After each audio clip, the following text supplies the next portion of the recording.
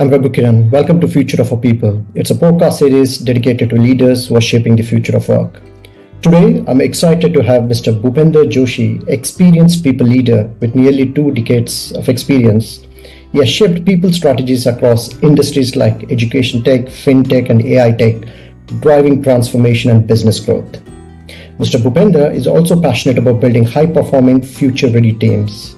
Certified in 5D PM, is a firm believer in fostering cultures of excellence, innovation, and accountability.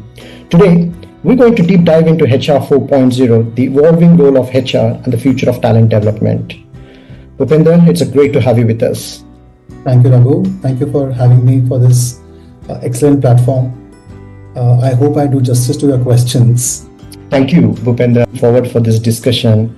And in fact, your journey as a people leader is nothing but fascinating, I have to say. I mean, from shaping people strategies across multiple industries and mentoring next generation HR leaders is truly inspiring.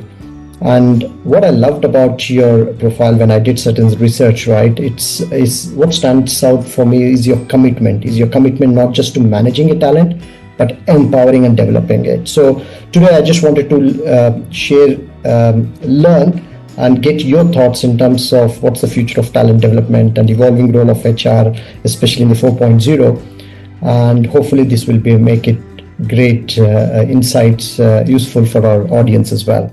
So without any delay, can I start with what's your core purpose? What drives you as a person, Mr. Bhupendra? Results, outcome, and to touch lives of employees, to help enable business growth, to work with the leadership team, the C-suite people, to understand their pain areas, to I won't say completely solve, but work with them with high level of collaboration. So we together find the answers, we together reach the solutions, accelerate growth,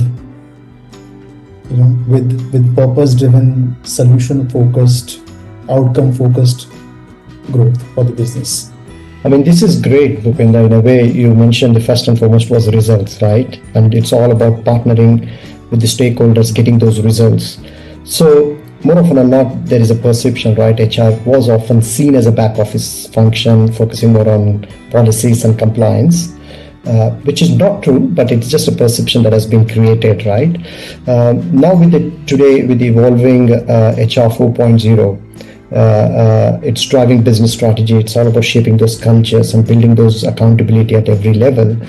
So I wanted to understand to begin with, what is exactly HR, this 4.0, and how do you see this transformation redefining the role of HR in the coming future?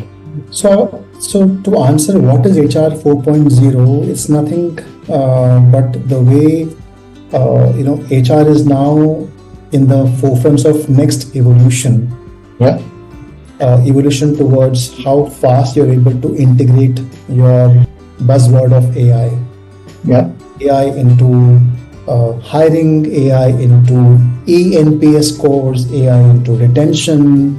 How fast you are able to adopt and adapt the digital transformation happening around. So basis which the HR function or HR people can take decision basis the data. How much they are able to have personalized career growth, so to say. How much is HR moving from the typical process based, the people based to AI driven cloud based HR tools. So these have been there in the past also. The focus is now moving more towards getting systems automation much more aggressively in the HR world.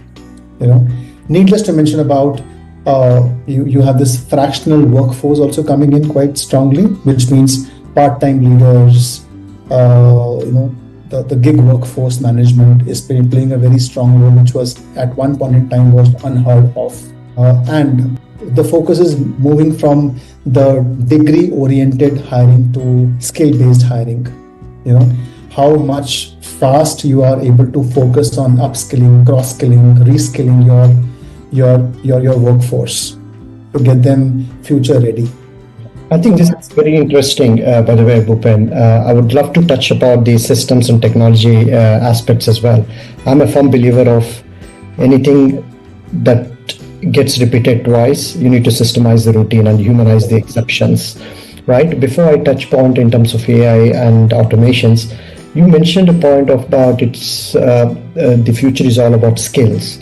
But what do practically HR should be doing or working with the stakeholders, the functional units, in terms of how do you identify what is that? How do you go about like what skills are required? Because there's so much of vagueness, right? Sitting what skills do we need for these organizations and how we go about hiring those skills. Do you do that kind of some kind of a process mapping? Is there any structured methodology you suggest and guide for HRs in terms of how do you go about it? Just I wanted to understand your perspective around that. So to dissect your question in two ways, every organization will have their own technical skills required for the growth.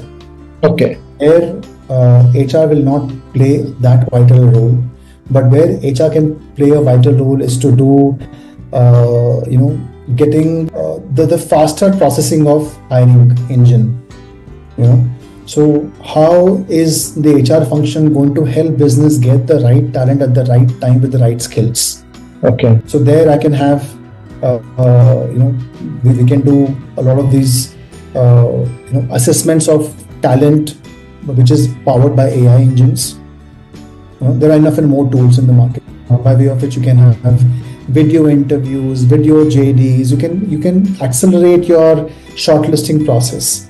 But nevertheless, it's very important for HRs, like I, for that matter, I talk to every single team leader, supervisor, manager, associate directors, AVPs, VPs, C-suite. I meet with all of them. So, Raghu, to dissect your question on what skills HR should be hiring, I would rather say that human resource function, that talent acquisition function, will be working closely with the business to hire what the business needs in terms of technical fitment, in terms of technical requirements. There, we will not have much of role to play, but definitely we have to enable business to get the talent faster. How can the HR talent acquisition function enable those tools to get faster shortlisting? By having video JDs, by having video interviews, by having AI-powered hiring tools. There are diamond dozen in the market today. But still, HR person must ensure that there is culture fit evaluation done by him or her. There is some emotional intelligence assessment done by him or her.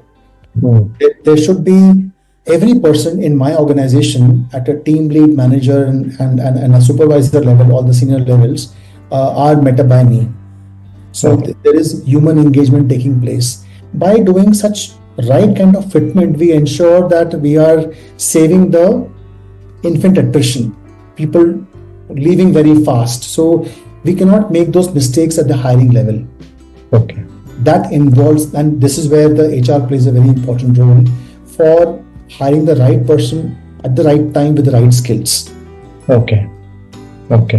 Now this is very interesting as well. So going back to our the first question around with the rise of generative AI and automation, as you rightly mentioned, because one of the evolution what we're seeing as part of HR 4.0 is all around the rise of automations, right? Automation.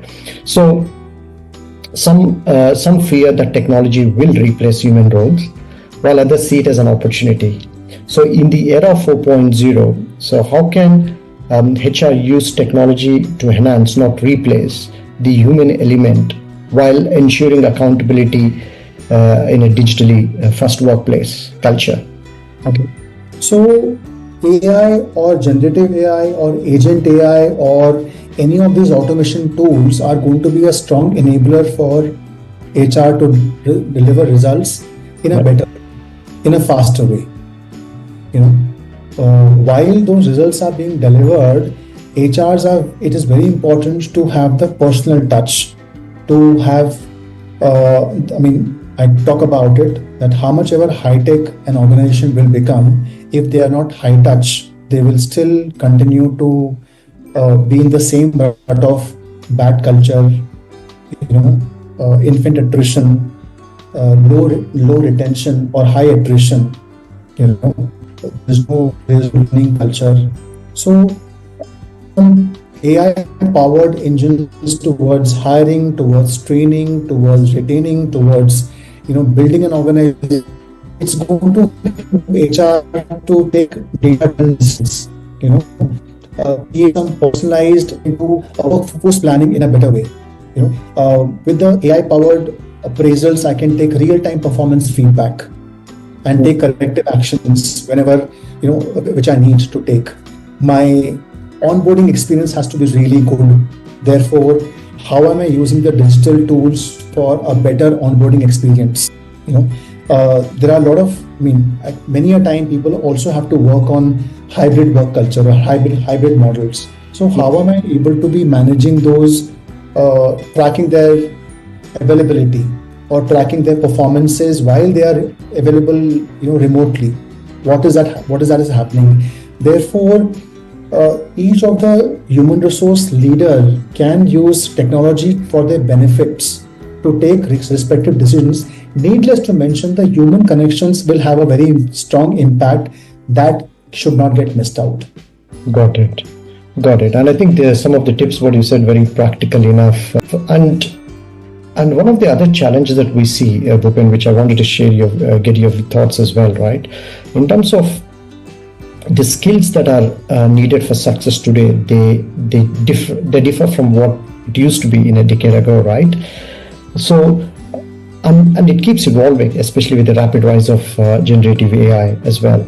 So, touching on that, how can HR not only employees stay ahead, but also create a culture of accountability where people take ownership of their growth? Because I often see this where many employees are looking for guidance from their managers or from their organization. Okay, what is my next roadmap coaching? Where I'm going to see myself? Because we're still living in a VUCA environment. There's so much of uncertainty as well. So what do you think HRs can do differently in terms of cultivating that mindset shift, in terms of creating that culture of accountability where employees take ownership of their own growth and move forward? And I wanted to share your thoughts. Is it something practical that you see in your own given world? Very, very interesting, Raghu. And what you just mentioned about employees taking ownership of their career growth. Now, is it simple? Is it easy? Or is it doable? I would say very much, but that also needs a different level of maturity for employees to embrace those respective programs, or there should not be just to answer a question, there are organizations who have implemented such continuous learning programs.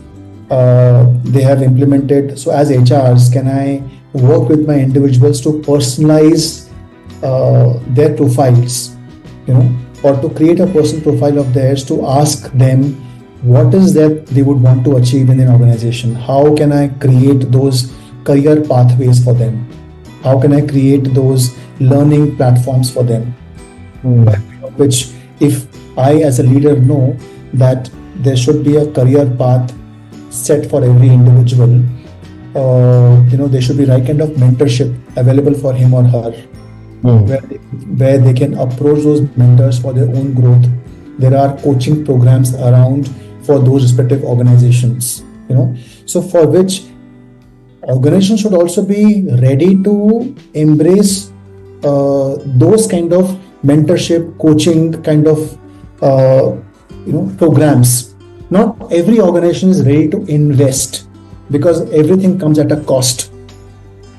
For that matter, your Amazons, Amazons and Google, Amazon, Netflix, these kind of organizations have got huge budget which they invest in upskilling their employee, to have multiple such machine learning universities, to have AWS training across the organization.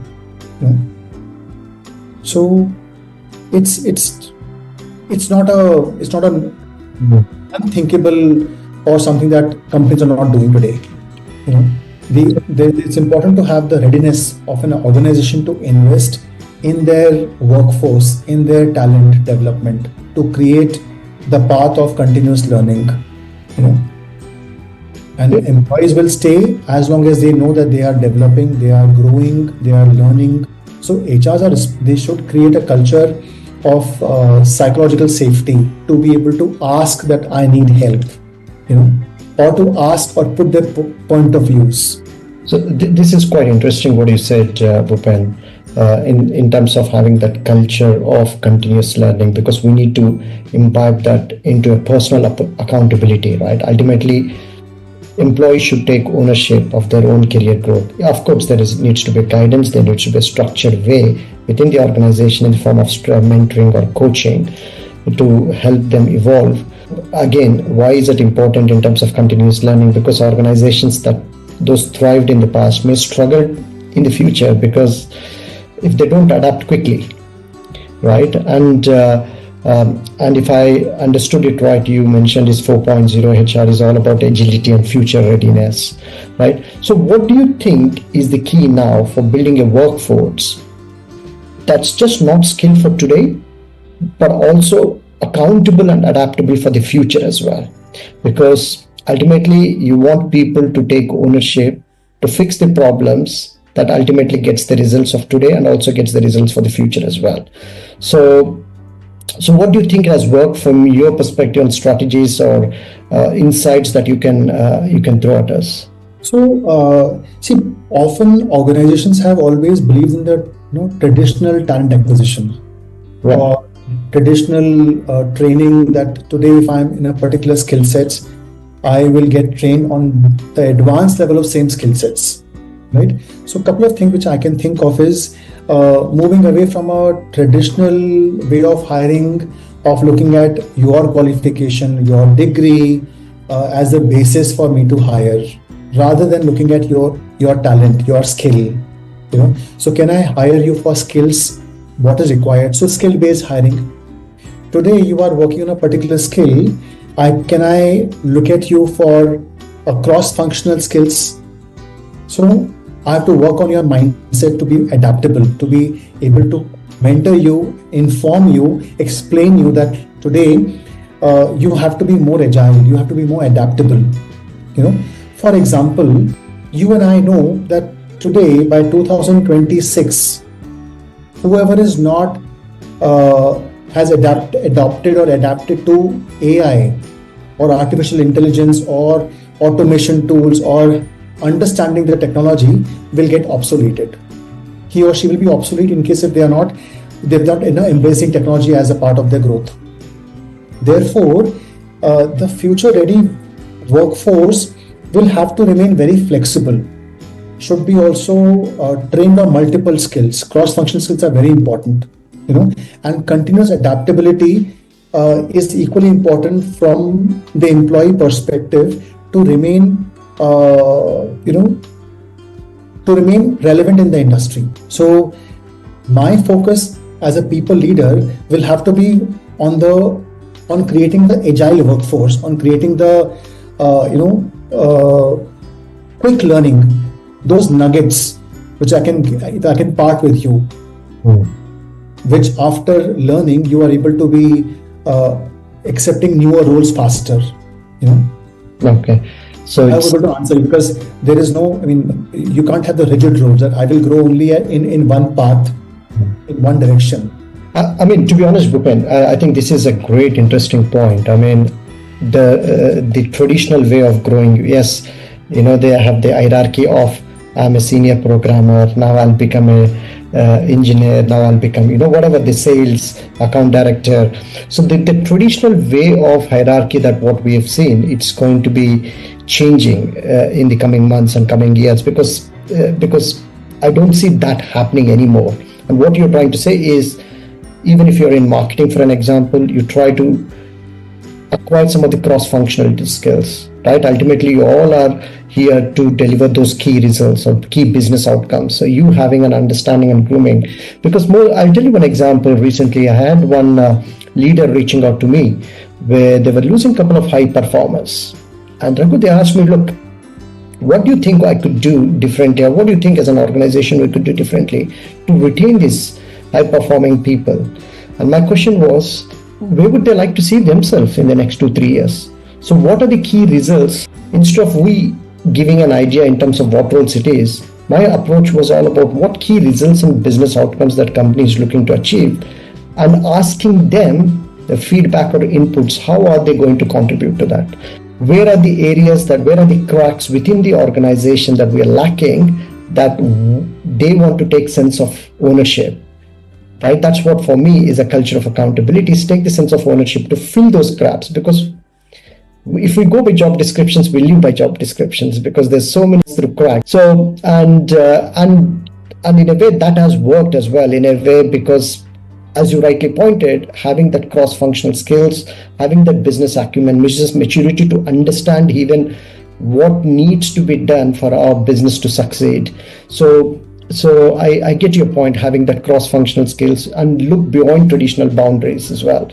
So touching point on culture. On the job training, Yes. so it play a very vital role, because just by me accepting the new role does not really help. There should be on the job training given to me constantly. Yep. for the new role.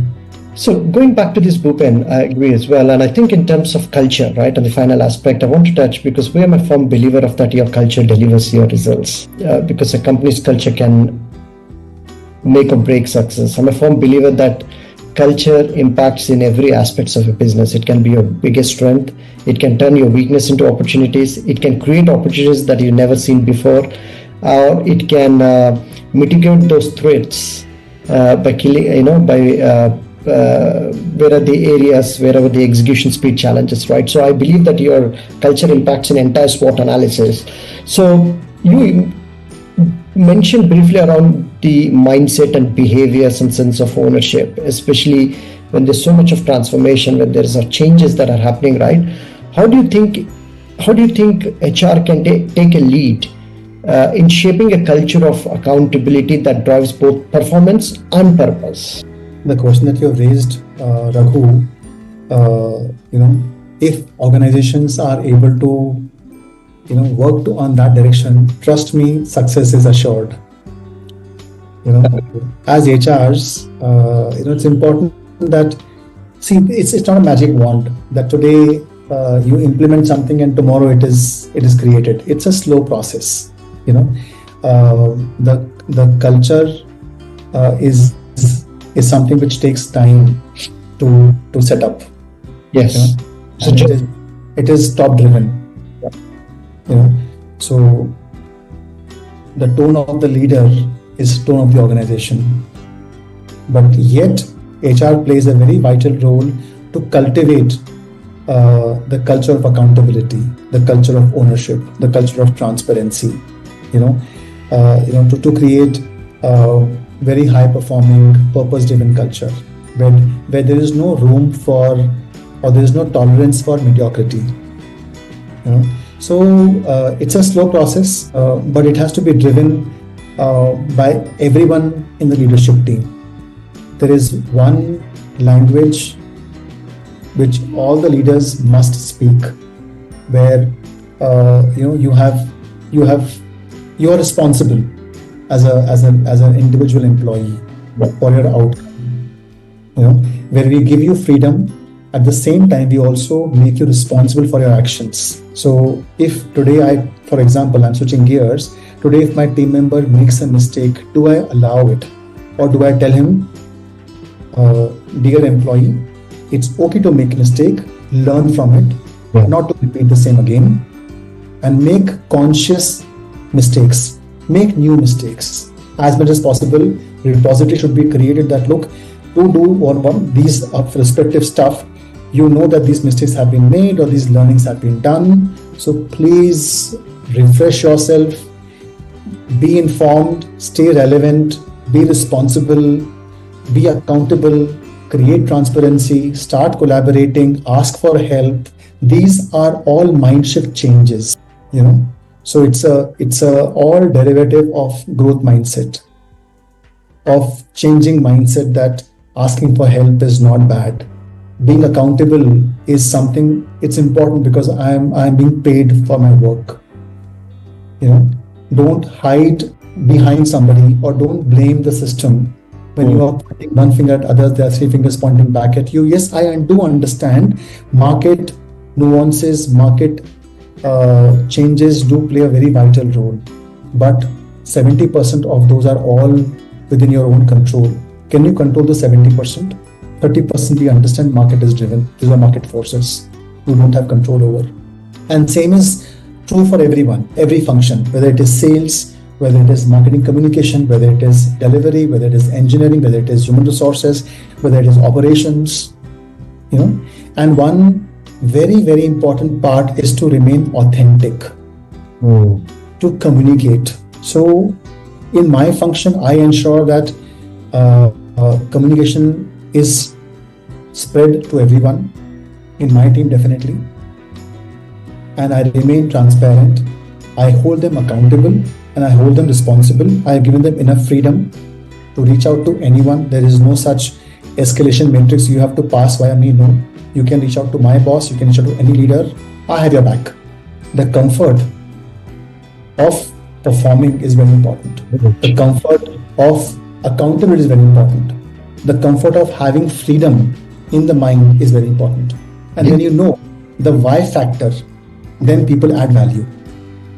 Often we as leaders just tell them, do it.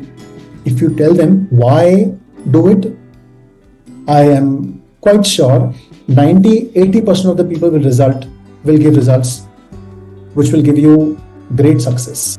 Yeah, coercing and compelling way of telling people what to do is not going to get you the results. And I think it's the people need to, for people to take ownership, as you rightly pointed, is to understand the reasons why as well, so they can take sense of ownership. And you mentioned again reiterating that is asking for help. Don't be shy enough asking for help. And if you have no idea in terms of how to get things done, ask for help. If you don't ask, you don't get it. So it's important to ask for help. So these are brilliant piece of insights. Finally, Bhupen, I would love to get your insights, because you've been a transformation guru. You've started with big corporates and reshaping the many startup companies, and with your enriched experience, what are you excited about few years is going to bring for us?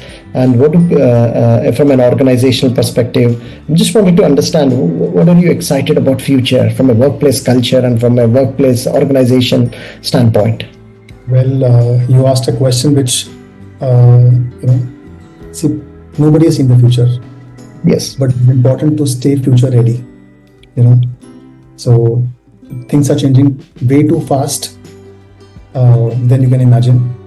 So all I would say is that we as HR leaders or we as people leaders have to remain super agile, have to align our steps, our objectives fast with the business strategy. We have to be working against all types of skill shortages. What steps are we taking to fulfill those skill shortages? How smarter we can take our decisions basis the systems, the automation tools, how much faster we are able to leverage AI. So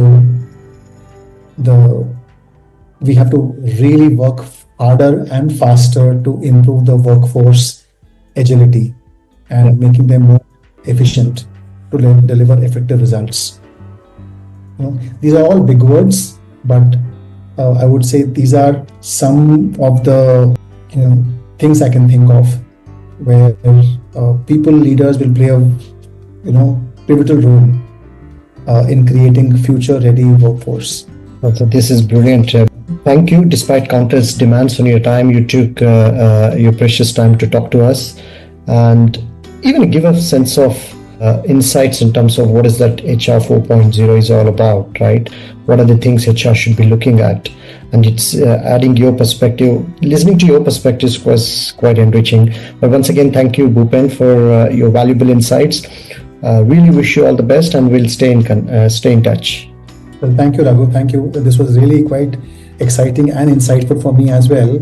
Looking back and then answering your questions, I enjoyed my conversation with you. Thank you for having me once again, and let's stay connected. Thank you.